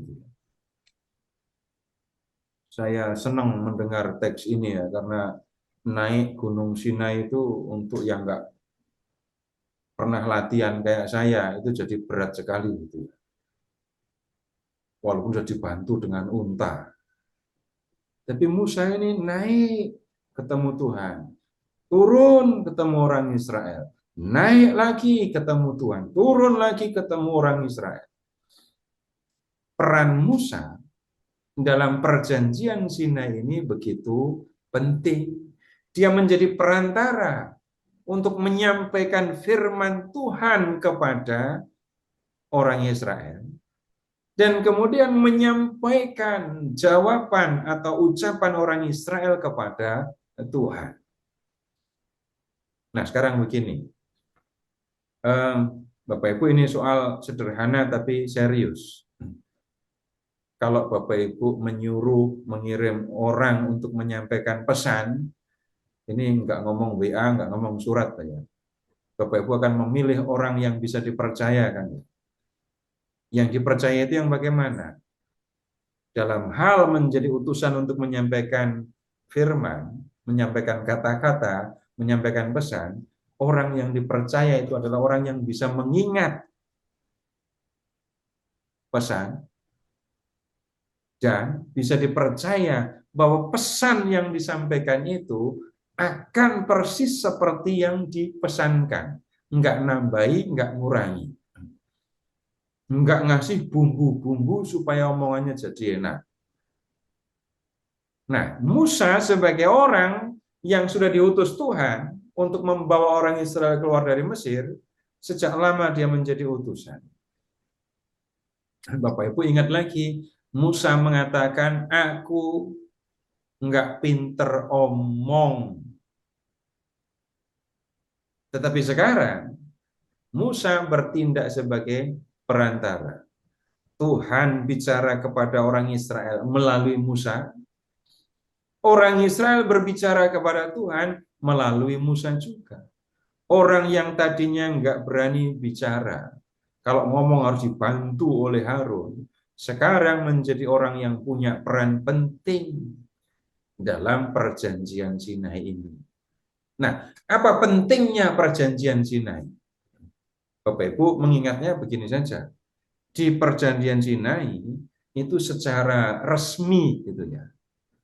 Yahweh menjadi Allah Israel dan Israel menjadi umat Yahweh. Israel menjadi umat Yahweh.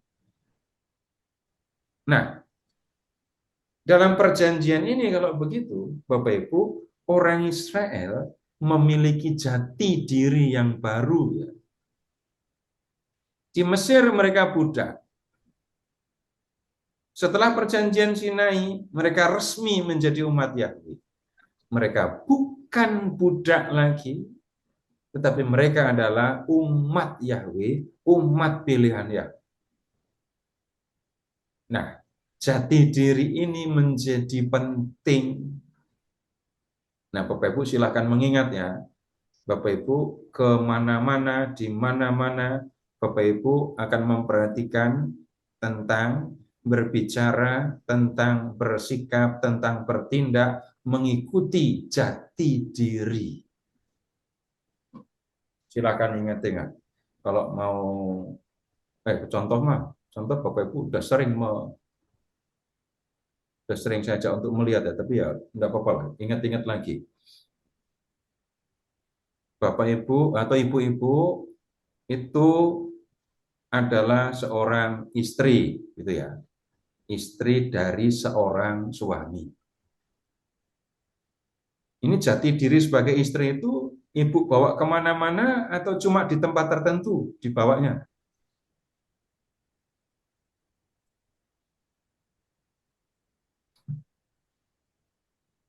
Kalau saya bertindak sebagai orang istri mengikuti jati diri, ya kemana-mana saya akan mengatakan saya seorang istri. Itu mulut. Sikap, bagaimana sikap? Perilaku bagaimana? Ya akan mengikuti itu kan.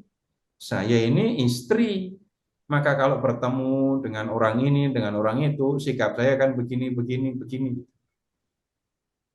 Atau saya tanya gini aja deh supaya gampang. Bapak Ibu, ibu-ibu lagi ya, biar gampang nanyanya. Ada yang umurnya sudah 65 ke atas? Ada, Pak. Ada dong. Ada kan ya. Jawab Cuman apa satu, adanya. Pak. Jawab apa adanya. Ibu, kalau usia sudah segitu itu masih bisa membedakan, oh ini cowok cakep, aku senang ngelihatnya, gitu apa enggak? Ya masih lah. Iya. Kemudian, yang ini lebih serius. Kalau umur sudah segitu, itu masih bisa naksir cowok apa enggak? Cuman seneng aja kali, Pak. Ya, saya bertanya karena saya Gak tahu, belum ngalami, Pak. dari tertawanya udah ketahuan itu jawabannya, jangan-jangan. Sekarang begini, antara apa yang ada di dalam hati dengan yang keluar dari mulut itu sama atau beda dalam hal ini? Kadang sama, kadang enggak. Maksudnya apa sih? Maksudnya apa gitu ya? Kalau umur sudah banyak dan kemudian masih naksir cowok, itu mulutnya masih mengatakan aku naksir gitu enggak? Kenapa? Enggak, Kok Pak. loyo? Ya kalau sampai ngomong itu kan kenapa kok enggak sama? Saya tidak Kok akan. pantas? Nah, kalimatnya itu yang benar pas itu. Saya tidak akan ngomong, oh munafik, seneng tapi nggak ngomong. Enggak, bukan itu. Sudah tidak pantas bagi seorang seumur ini untuk berbicara seperti itu. Begitu kan ya, Bu ya? Iya dong. Ini contoh sederhana untuk mengatakan kita bertindak, kita bersikap mengikuti jati diri. Nanti kalau sampai naksir beneran, masa oma berebut cowok sama cucunya gitu ya? Gendeng.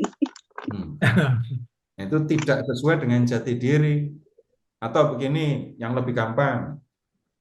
Bapak, Ibu, pernah nggak rebutan handphone sama anak atau cucu?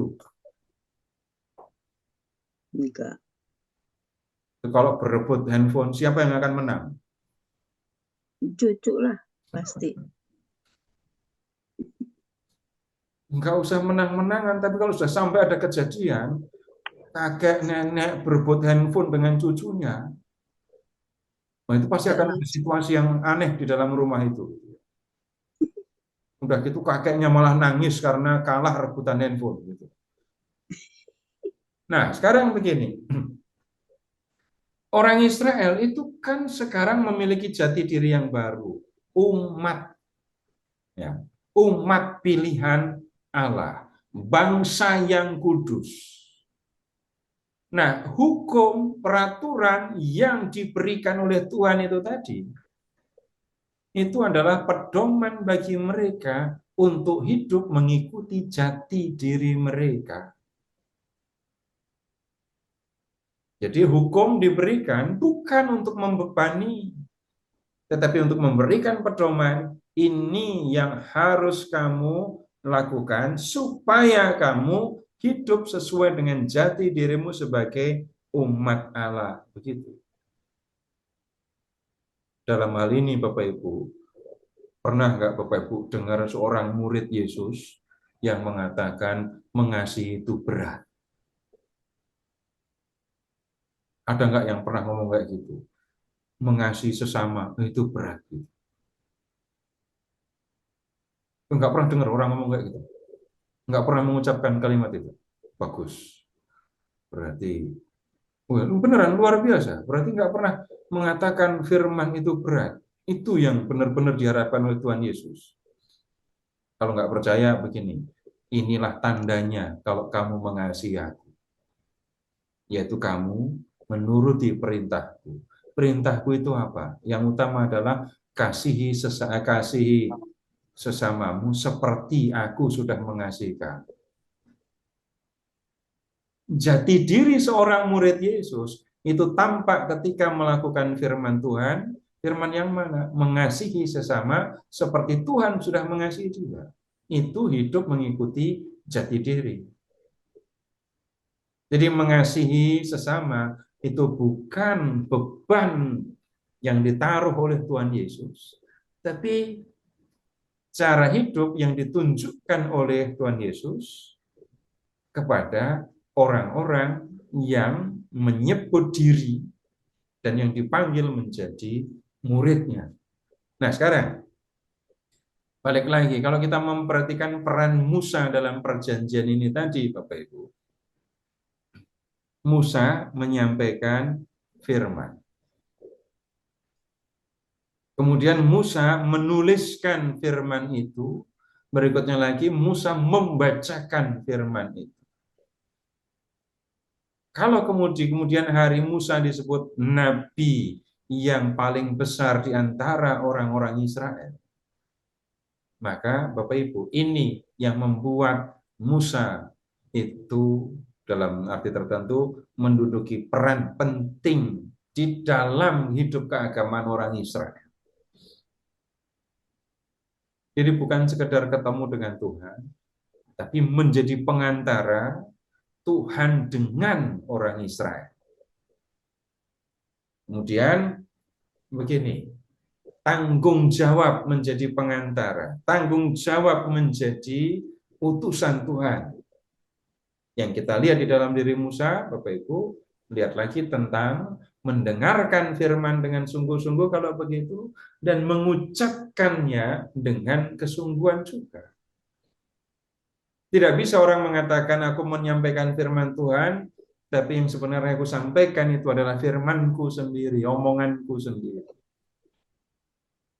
Nah, Musa mendapatkan peran yang istimewa itu, walaupun awalnya dia bukan orang yang pintar bicara. Kalau begitu menjadi jelas, begini, yang dipilih oleh Tuhan, Musa ini ya, ternyata bukan orang yang pintar omong. Tapi orang yang jelas mengatakan, aku nggak pintar bicara. Nah sekarang begini, kalau seorang diutus oleh Tuhan, itu kan nomor satu tugasnya mendengarkan. Yang kedua, baru menyampaikan apa yang didengarkan. Bapak Ibu, tolong ingat-ingat ya. Bapak Ibu, kalau diminta membandingkan gitu ya, lebih pintar ngomong atau lebih pintar mendengarkan?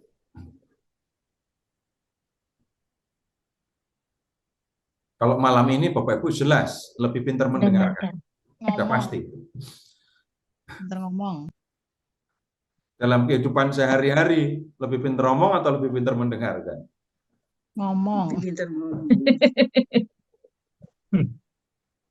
Wajar kan? Karena dari kecil diajari untuk ngomong. Iya kan? Dari kecil manusia diajari bicara kan ya? Kapan Bapak Ibu diajari untuk mendengarkan? Mulai umur berapa diajari mendengarkan? Mulai sekolah. Sekolah. Nanti di rumah pelajaran mendengarkannya bisa sangat serius. Sampai enggak mendengarkan serius, itu telinganya makin lama makin panjang. Nah, mendengarkan ini perlu keterampilan, perlu kesungguhan, karena ternyata ketika orang mendengarkan, enggak cukup dia hanya pakai telinga. Coba Bapak Ibu sekarang silahkan mengingat, Bapak Ibu ngajak ngobrol seseorang, tapi yang diajak ngobrol pegang handphone.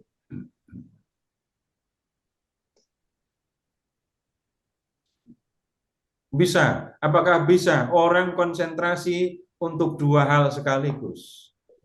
Enggak. Enggak bisa.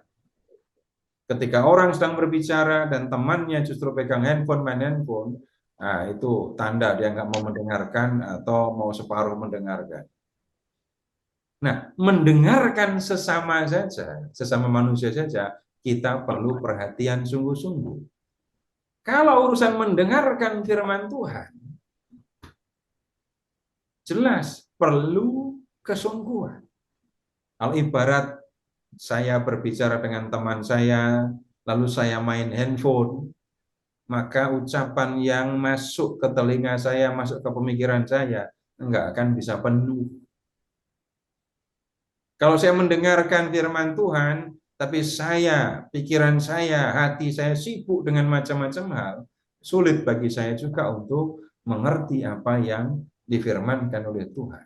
Loh, emangnya Tuhan berfirman kepada saya? Iya. Bagaimana Tuhan berfirman kepada saya? Jelas, nomor satu lewat kitab suci. Yang kedua lewat sesama kita.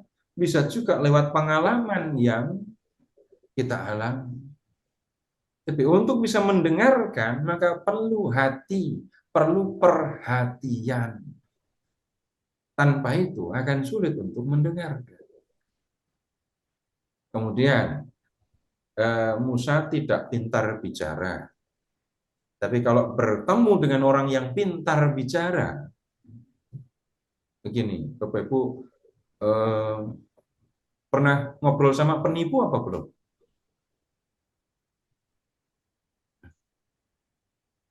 Nah, Kalau pernah ngobrol sama penipu, amati ya, atau ingat-ingat, ngomongnya gagap apa lancar? lancar. Lancar sekali. Mikirnya cepat sekali juga kan. Ya Tapi kan penipu. omongannya malah nggak bisa dipercaya. Karena yang ada di pikirannya ini berbeda. Perhatikan peran Musa. Dia menjadi pendengar yang sungguh-sungguh, tapi dia tidak pintar berbicara. Maka kemudian kelemahan ini jangan-jangan justru menjadi kekuatan karena dia hanya menyampaikan yang dikatakan oleh Tuhan. Apa enggak ketinggalan, Pak? Kalau Soalnya kan sampai banyak yang orang dijawab. itu mendengar firman Tuhan dan dia berbicara dengan kepintarannya dalam arti negatif tadi ya, maka nanti yang sampai ke telinga orang Israel bukan firman Tuhan lagi, melainkan kata-katanya sendiri. Nah, Bapak Ibu, apa yang kita bisa pelajari dalam hal ini? Hal yang senada. Mendengarkan firman Tuhan, mendengarkan yang dikehendaki Tuhan, dan ketika mulut berbicara, Bapak Ibu, bukan hafalan kitab suci yang harus keluar gitu ya. Saya sudah hafal Keluaran bab 22 sampai bab 20 sampai bab 23, terus ngomong begitu terus. Tetapi begini, orang yang biasa bergaul dengan Tuhan, yang bergaul dengan Tuhan, mendengarkan firman Tuhan, maka kata-kata yang keluar dari mulutnya itulah adalah kata-kata yang sudah dipertimbangkan, kata-kata yang sudah dipikirkan, ini sesuai dengan yang dikehendaki oleh Tuhan atau tidak. Baik, sampai di sini silahkan kalau ada yang mau disampaikan. Baik, Tuhan silakan Bapak Ibu. menyampaikan banyak. Ya, silakan Om Maleni. Tuhan kan menyampaikan banyak ya Pak kepada Musa. Musa apa bisa tuh nangkep semuanya terus nyampein semuanya, apa nggak ada yang ketinggalan? Nanti kalau ketemu Musa langsung. Bapak Ibu, kita itu hanya bisa membaca, memahami yang tertulis. Yang tidak tertulis, kita nggak bisa pahami. Kalau saya berbicara itu, nanti saya mengada-ada. Misalnya, sebenarnya waktu Musa ketemu dengan Tuhan di puncak Sinai itu, Musa nyatet kok itu. Terus catatannya itu dibawa, terus dibacain.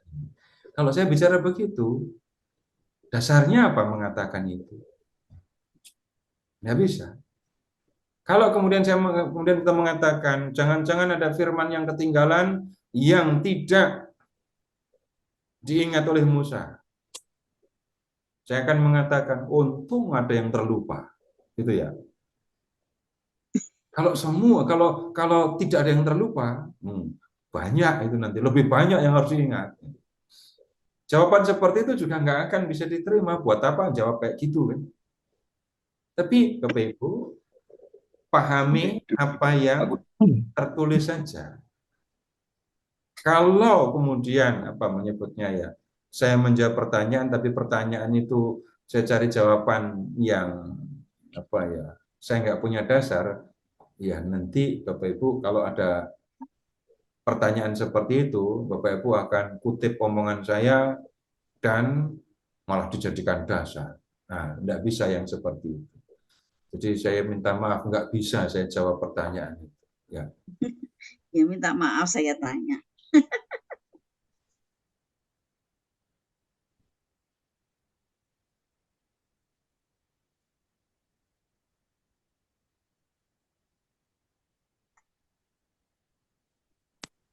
Silahkan, masih ada lagi.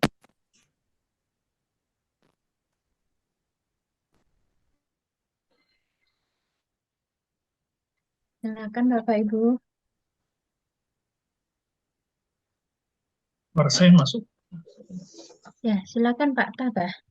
Ya, Pak Seto, ini kan apa yang Pak Seto mengajarkan ini kan muara nantinya pada penjelasan daripada Yesus yang dimuliakan di gunung apa ya, Gunung Tabor. Iya. Mengenai munculnya Musa sama Elia, ini kan nanti akan lebih jelas setelah kita bahas. Mas itu membahas Musa. Ini belum selesai ya untuk Musa ya. Minggu depan apa masih? Belum, masih. Masih ya. Oh, oke. Ya udah, saya tunggu di situ aja. Masih Jadi jauh. ya, kita memang berbicara tentang dua nabi, Musa dan Elia. Sebenarnya cuma mau jawab pertanyaan.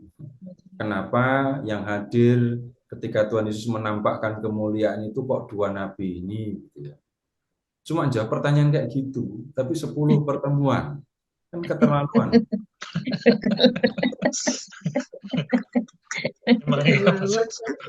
Penasaran. Nah, jawabannya itu nanti, diringkas lagi ya. Iya. Jawabannya itu adanya di kitab Maliaki. Oh. Tapi kitab Maliaki itu mengacu kepada kitab Keluaran ini. Jawabannya ada di kitab Maliaki. Tentang Musa, itu adanya di kitab Keluaran. Tapi tentang Elia, jawabannya ada di 1 Raja-Raja bab 17 sampai dengan bab 19, bab 21, 22, lalu nanti di 1 Raja-Raja. Tapi tanpa memperhatikan apa yang dilakukan oleh Musa, sulit bagi kita untuk mengerti itu. Jawaban singkatnya ada, tetapi kemudian tidak akan memadai untuk menjelaskan itu semua. 3 Injil, Matius, Markus, dan Lukas berbicara tentang Yesus yang menyatakan kemuliaan di Tabor itu ya. Ya. 3 perikop, apa namanya? 3 Injil. Iya. Sebab Bapak Ibu sebenarnya itu pertanyaan saya dari kecil, kenapa 2 nabi ini yang muncul? Padahal ada nabi-nabi lain. Kenapa bukan Abraham? Jawaban nyari kenapa bukan Abraham sebenarnya ya. Kenapa bukan Yesaya? Bukan. Tetapi kenapa kok nabi ini? Kenapa Elia? Kenapa Musa? Jawabannya harus dicari di dalam kehidupan Musa, Elia, dan kemudian ada nggak di perjanjian lama nabi-nabi yang bicara tentang mereka? Nah, jawabannya itu akan ke sana nanti. Ya. Terima kasih. Ya. Tentang siapa? Maria. Ada lagi? Baik, kalau tidak ada, untuk bagian akhir Bapak Ibu silahkan ke bab 24, ayat 12 dan seterusnya.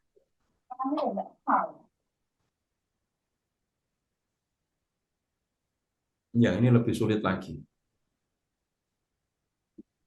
Tuhan berfirman kepada Musa, naiklah menghadap aku di atas gunung dan tunggulah di sana. Aku akan memberikan kepadamu loh batu berisi hukum dan perintah yang telah kutuliskan untuk diajarkan kepada mereka. Nah, Bapak Ibu, baru di sini ketemu Tuhan nulis. Ya kan? Ini Tuhan nulis di sini. Dan tulisannya itu di batu. Kemudian, lalu bersama Yosua abdinya, Musa naik ke gunung Allah itu. Tetapi kepada tua-tua itu ia berkata, tunggulah di sini sampai kami kembali kepadamu. Bukankah Harun dan Hur ada bersamamu? Siapa yang mempunyai perkara, pergilah menghadap mereka. Pada waktu Musa mendaki gunung, awan menutupi gunung itu. Kemuliaan Tuhan bersemayam di atas gunung Sinai, dan awan menutupi gunung itu selama 6 hari. Pada hari ke-7, ia memanggil Musa dari dalam awan itu. Di depan mata orang Israel, kemuliaan Tuhan di puncak gunung tampak seperti api yang menghanguskan. Musa masuk ke dalam awan dan terus mendaki gunung itu. Ia berada di atas gunung itu 40 hari, 40 malam. Begini, Bapak Ibu, kalau Bapak Ibu sekarang ngomongin film ya, masih ingat film The Ten Commandments? Nanti kalau bis enggak. Atau Bapak Ibu juga boleh mengingat ini gambar tentang loh batu itu. Ada 2 kan ya? Dan kemudian dalam 2 loh batu itu yang ditulis itu hanya 10 perintah kan ya. Nah, rupanya dasarnya itu begini. Di awal tadi itu kan Tuhan bicara kepada orang Israel langsung kan ya. Dan yang dibicarakan Tuhan secara langsung kepada orang Israel itu adalah 10 firman. Orang Israel nggak tahan. Maka kemudian Musa yang diminta naik bicara kepada mendengar Tuhan bicara, lalu nanti Musa akan turun menjelaskan firman Tuhan dan menuliskannya. Nah, kalau begitu kita bisa mengerti yang ditulis oleh Tuhan dan diberikan kepada Musa itu isinya yang difirmankan Tuhan secara langsung tadi, alias 10 firman ini. Nah, Bapak Ibu, lihat juga kedekatan Tuhan, kedekatan Musa dengan Tuhan. Lihat sekarang ke ayat 18. Musa masuk ke dalam awan, terus masuk mendaki gunung itu, terus berada di atas gunung itu 40 hari, 40 malam. Jangan tanya, itu ada yang kirim makanan enggak ke atas. Bukan itu yang kita perhatikan. Tapi ada bersama dengan Tuhan. Posisi Musa lagi ya. Ada Yahweh, ada orang Israel. Yahweh yang memanggil Musa untuk menjalankan tugas yang dipercayakan kepadanya. Membebaskan, membawa orang Israel keluar dari Mesir sudah dilakukan. Kemudian yang berikutnya, Musa sudah menjadi perantara perjanjian Yahweh dengan Israel. Musa sudah menyampaikan firman Yahweh kepada orang Israel. Kalau kemudian Musa itu tinggal bersama dengan Tuhan dalam waktu yang lama ini, Bapak Ibu, yang kita perlu perhatikan, Musa ada di dekat, Musa ada bersama dengan Allah yang mengutusnya. Apakah kemudian sesudah ini orang Israel baik-baik saja? Tidak. Tetapi kemudian situasi sudah akan berbeda. Musa yang tadinya ketika mendengar orang Israel mengeluh, Musa bisa jadi menjadi jengkel, marah, kemudian takut. Gitu ya. Tapi akan tiba situasi ketika Musa tidak bisa diam melihat orang Israel yang melakukan kesalahan. Saya sampaikan di bagian awal tadi, orang Israel ketika bersalah enggak dihukum sebelum perjanjian Sinai.